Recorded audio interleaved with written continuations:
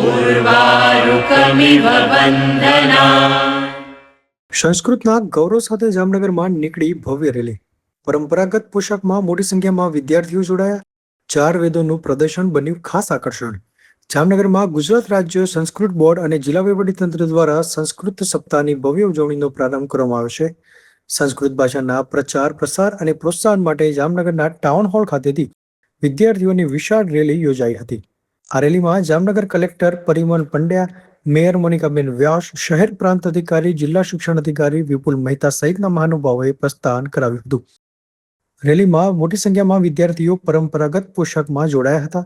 સાથે જ 4 વેદોનું પ્રદર્શન અને સંસ્કૃત જાગૃતિના બેનરો માટે લોકોનું આકર્ષણનું કેન્દ્ર બન્યા હતા।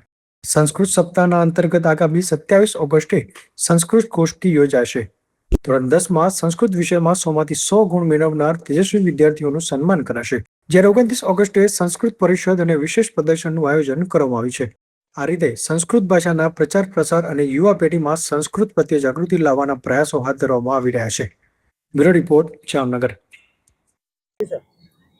ગુજરાત રાજ્ય સંસ્કૃત બોર્ડ ગાંધીનગર દ્વારા સંસ્કૃત સપ્તાહની ઉજવણીનું આયોજન કરવામાં આવેલ છે। એના અનુસંધાનમાં આજરોજ જામનગર ટાઉન હોલ ખાતેથી ખૂબ મોટી સંખ્યામાં વિદ્યાર્થીઓની રેલીનું પ્રસ્થાન કરાવવામાં આવેલું છે, જેમાં જુદા જુદા વેદોનું પ્રદર્શન, ટ્રેડિશનલ ડ્રેસમાં વિદ્યાર્થીઓ આવેલા છે અને સંસ્કૃતના વધારેમાં વધારે પ્રચાર પ્રસાર થાય એના માટે આ રેલીનું આયોજન કરવામાં આવેલું છે। આ ઉપરાંત તારીખ 27ના રોજ એક સંસ્કૃત ગોષ્ઠીનું પણ આયોજન કરવામાં આવેલું છે।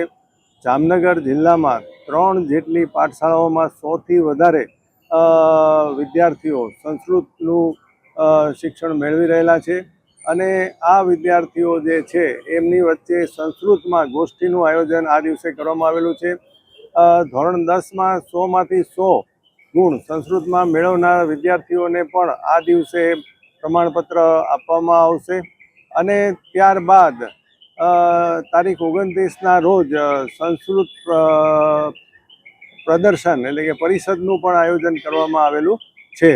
તો આ ત્રણેય કાર્યક્રમોનું આયોજન ગુજરાત સરકાર દ્વારા આપણા માનનીય મુખ્યમંત્રીશ્રીની પ્રેરણાથી અને ગુજરાત સંસ્કૃત બોર્ડ દ્વારા સંસ્કૃત ભાષાને આપણી જે દેવનાગરી લિપિ કહેવાય છે એને પ્રોત્સાહન આપવા માટે અને લોકોમાં સંસ્કૃત શીખવા અને જાણવા માટે વધારેમાં વધારે પ્રેરણા મળે એના માટે કરવામાં આવેલું છે।